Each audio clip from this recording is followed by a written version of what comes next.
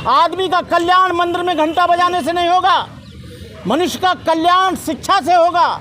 मनुष्य का कल्याण मंदिर में जाने से नहीं, स्कूल और यूनिवर्सिटी में जाने से जुल्म होता है।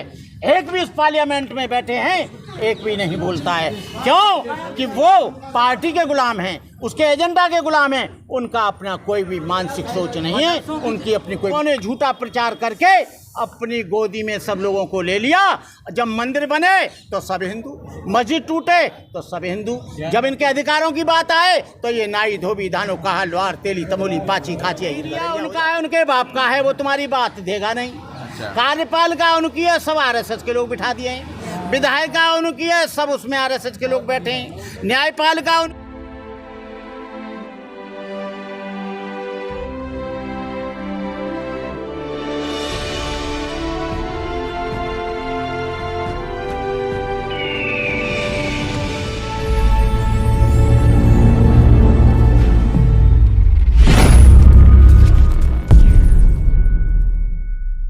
बात है सद्भावना की।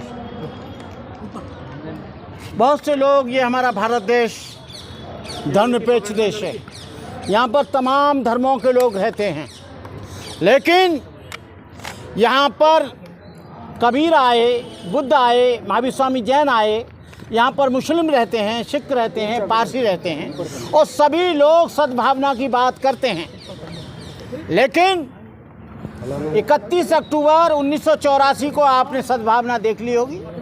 सिखों के साथ जो कुछ हुआ, मुजफ्फरनगर में जो कुछ मुसलमानों के साथ हुआ, वो आपने सद्भावना देख ली होगी। जितेंद्र मेघवाल के साथ तो इतना पहलवान आदमी, उसको तलवार से काट दिया, आपने सद्भावना देख ली होगी। इंद्रपाद मेघवाल के साथ जो 9 वर्ष का बच्चा था, उसके साथ आप सद्भावना देख ली होगी।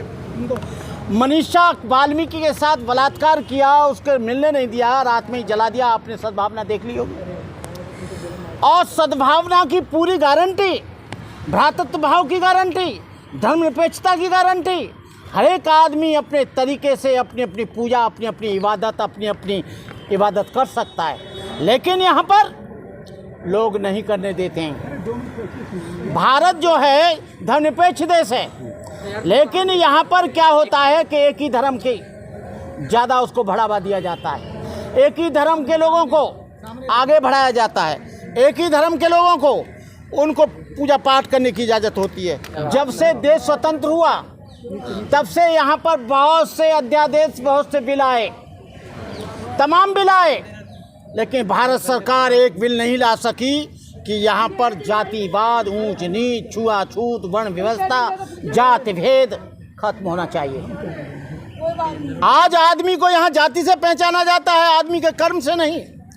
आज आदमी को जाति से पहचाना जाता है, उसके धर्म से नहीं। यहाँ जाति से पहचाना जाता है, उसके व्यवहार से नहीं। What is dharma? To maintain purity of life is dharma. There are 3 forms of purity: purity of mind, purity of spirit, purity of body. धर्म क्या है? धर्म है आप अपने जीवन में कितने पाक हैं, कितने पवित्र हैं। धर्म है आप अपनी जहनियत के आधार पर कितना लोगों का कल्याण चाहते हैं, आपकी जहनियत कितनी पाक है, आपकी मानसिकता कितनी पाक है, आपका व्यवहार कितना पाक है। लेकिन आदमी आज जो है यहाँ पर देश में हज़ारों लोग जो बैकवर्ड के लोग हैं, SC ST के लोग हैं, मुझे इस कहने में कोई गुरेज नहीं, उनको कावल लाने में लगा दिया है। हम जब पूछते हैं पंडित जी को तुम्हारा बेटा कहाँ गया है, तो कहते हैं हमारा बेटा इंजीनियरिंग की तैयारी के लिए कोचिंग गया है, हमारा बेटा MBBS की तैयारी के लिए गया है, हमारा बेटा IAS की तैयारी के लिए गया है। और जब मैं पूछता हूँ बैकवर्ड के लोगों को, SC ST लोगों को, तुम्हारा बेटा कहाँ गया, कि कावल लेने गया है। और कावल लेके जब वो आता है तो बेहोश हो जाता है, पैदल आता है, बेहोश हो जाता है, उसे भांग पिलाई जाती है। कहने का मतलब है 85 जनता को यहाँ पर पागल बनाया जाता है। आदमी का कल्याण मंदिर में घंटा बजाने से नहीं होगा, मनुष्य का कल्याण शिक्षा से होगा।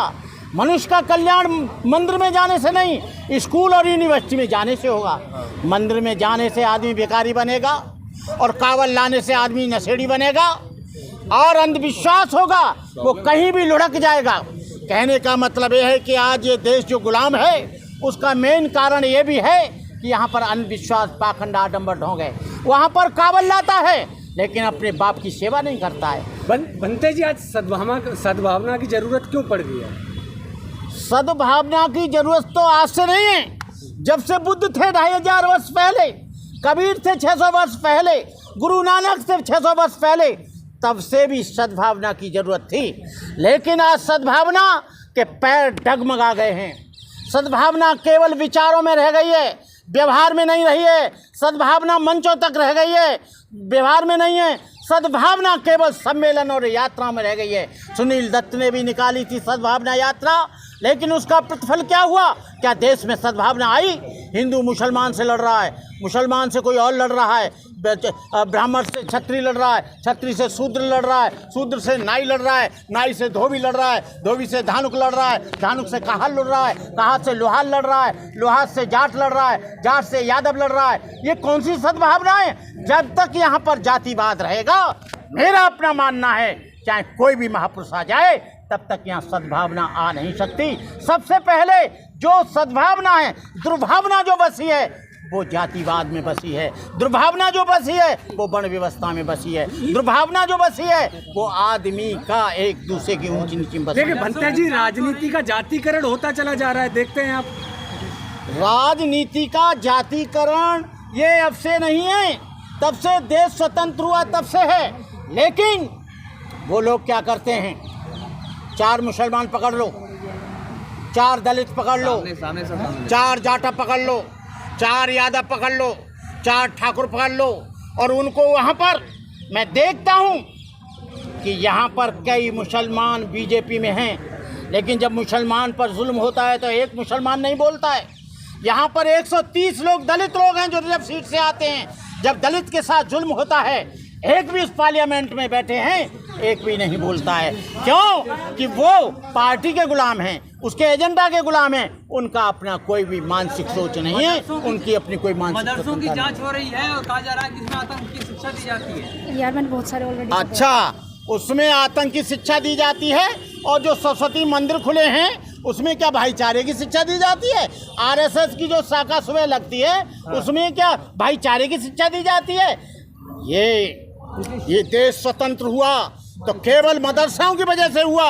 आप देख लीजिए, आप वहाँ पर इंडिया गेट पर सबसे ज़्यादा त्याग और बलिदान रहा है तो मुसलमानों का रहा है। नंबर 1 पर सबसे ज़्यादा शहादत दी है तो मुसलमानों ने दी है, ईसाइयों ने दिया है। और आज जो तिरंगा की बात करते हैं, आज घर घर तिरंगा की बात करते हैं, वो लोग बात करते हैं जिन्होंने 70 वर्ष में अपने हेड ऑफिस पर कभी भी तिरंगा नहीं फहराया, और अभी भी तिरंगा लगा रहे हैं तो तिरंगा के ऊपर भगवा लगा रहे हैं। अरे हमारा सबसे बड़ा जो गौरव है वो हमारा तिरंगा है, सबसे बड़ा गौरव है यहाँ का संविधान है। ये देश न गीता से चलेगा न रामायण से चलेगा, ये देश न किसी धर्म ज्ञान से चलेगा।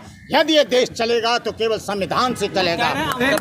बनारस में हिंदू साधु संत जो है वो संविधान बना रहे अपना। ये संविधान बनाते रहें, उससे कोई फर्क नहीं पड़ता। जो लोग नया संविधान बनाकर जातिगत आधार पर, धर्म के आधार पर बना रहे हैं, वो इस देश के सबसे बड़े गद्दार हैं और इस देश को तोड़ने की कोशिश कर रहे हैं। उन पर NSA लगना चाहिए, उनको जेल में ठूस देना चाहिए। बनते जी एक सवाल है, जिस तरह से आपने जिस तरह से नफरत भारत छोड़ो जिस तरह का एक मुहिम में शामिल हुए, उसके बाद आप देख रहे हैं बीजेपी तो कहती है देश सुरक्षित हाथों में, देश बहुत तरक्की कर रहा है, देश को सबसे ज़्यादा सब कुछ हम तरक्की के राह पे जा रहा है, तो इसे किस तरह देखते हैं? अरे भाई, कितनी तरक्की हो गई। जो 400 का सिलेंडर था वो 1100 का हो गया, जो 40 रुपया पेट्रोल थी वो जो है 105 हो गई। और जो पहले कभी देश पे जब तरक्की होती है किसी घर की या किसी मकान की, तो अपने कोई जेवर नहीं बेचता है। तरक्की का मतलब है जेवर खरीदता है। लेकिन इन्होंने 265 टन सोना गिरवी रख दिया, 265 टन सोना। ये रेलवे को बेच रहे हैं, बड़ी तरक्की हुई है। एयरपोर्ट को बेच रहे हैं, बड़ी तरक्की हुई है। ONGC को बेच रहे हैं, बड़ी तरक्की हुई है। BSNL को बेच रहे हैं, बड़ी तरक्की हुई है। LIC को बेच रहे हैं, बड़ी तरक्की हुई है। तमाम सरकारी संस्थानों को बेचे जा रहे हैं, बड़ी तरक्की हुई है। लेकिन एक नियम एक नया और आ गया है, नई शिक्षा नीति। नई शिक्षा नीति क्या है? नई शिक्षा नीति है, आप सरकारी स्कूल में पढ़ाएंगे तो 500 रुपया आपको देने पड़ेंगे और प्राइवेट स्कूल में पढ़ाएंगे तो 1100 रुपया गवर्नमेंट देगी। अरे भाई, इसका क्या मतलब है? इसका मतलब है कि सरकारी स्कूल खत्म हो जाएं और लालच के कारण वो प्राइवेट स्कूल में पढ़ाएं और कुछ दिन बाद गवर्नमेंट कह देगी गवर्नमेंट घाटे में चली गई, अब क्या है प्राइवेट ये स्कूल बेची जाएंगे। सरकारी आप लोग नारा दे रहे हैं नफरत छोड़ो भारत जोड़ो, तो वही दूसरी तरफ राहुल गांधी भी निकले हुए हैं भारत जोड़ो पे। क्या कहेंगे उस पर? मैं कभी भी ऐसे ऊट पटांग स्लोगन नहीं देता, नफरत छोड़ो भारत जोड़ो। नफरत है तो कैसे वो जोड़ा जाएगा, कैसे भाईचारा होगा? आप पागल दिन में मेरे से झूठ बुलवा रहे हो। अरे नफरत तो जब छूटेगी जब यहाँ जातिवाद खत्म होगा, सांप्रदायिकता खत्म होगी, ऊंच नीच खत्म होगी, संविधान को आप मानेंगे, संविधान को आप मानते नहीं है। राहुल गांधी जो भारत जोड़े, अरे राहुल गांधी पगलेट हो गए, उन्हें कुछ मालूम नहीं है। तभी तो उनकी गवर्नमेंट चली गई है, मुस्लिम वोट सब भाग गया, दलित वोट सब भाग गया, उन पर रहा क्या है? कुछ भी नहीं रहा है। बाकी तो इन लोगों ने झूठा प्रचार करके अपनी गोदी में सब लोगों को ले लिया। जब मंदिर बने तो सब हिंदू, मस्जिद टूटे तो सब हिंदू, जब इनके अधिकारों की बात आए तो ये नाई धोबी धानो कहा लोहार तेली तमोली पाची खाचिया हीर गड़रिया हो जाते। जब मंडल आयोग लागू हुआ तो सबसे ज़्यादा बैकवर्ड के लोगों की पिटाई हुई और मंडल आयोग ये था कि 27% लोग इसमें बैकवर्ड और ओबीसी के लोग भरे जाएंगे, लेकिन सबसे ज़्यादा छात्रों को पीटा गया। आज तक वो मंडल आयोग। ज्ञानवापी पे क्या कहेंगे? कल फैसला आया ज्ञानवापी मस्जिद पर। अरे यार, आप तो अजीब बात करते हैं। ये देश 4 चीज़ों से चलता है, सुन ले बेटे। सामने देख। मैंने सिविक्स पढ़ा है, मैंने साइकोलॉजी पढ़ी है, मैंने सोशलॉजी पढ़ी है, केमिस्ट्री नहीं पढ़ी है, केमिस्ट्री इंटर तक पढ़ी है। काय को झूठ बुलवा रहे? और कहने का मतलब ये है, ये देश 4 चीजों से चलता है, न्यायपालिका, कार्यपालिका, विधायिका और आप प्रेस रिपोर्टर, मीडिया उनका है, उनके बाप का है, वो तुम्हारी बात देगा नहीं। कार्यपालिका उनकी है, सब आरएसएस के लोग बिठा दिए हैं। विधायिका उनकी है, सब उसमें आरएसएस के लोग बैठे हैं। न्यायपालिका उनकी है, तो भैया उल्टा सीधा कुछ भी जवाब दे दो। मस्जिद को ये मंदिर कर दे, मंदिर को कुछ और बना दे, आपके ऊपर केस हो सकता है। अरे साला, किसकी हिम्मत है मेरे ऊपर केस करने? कंटेम्प्ट ऑफ कोर्ट कर रहे हैं। कोई है नहीं मेरे ऊपर केस कर सके, किसी की हिम्मत। सुनिए, कोर्ट केस से डरता नहीं बनते करुणाकर, जेल में जाने से। ये एक ऐसे समाज का बाबा साहब का बेटा है, ये बाबा साहब का पोता है, और बाबा साहब पोता ये सच बोलने पे जेल जाता है तो उसे भी मैं समझूंगा कि मैं रेल में बैठा हूँ।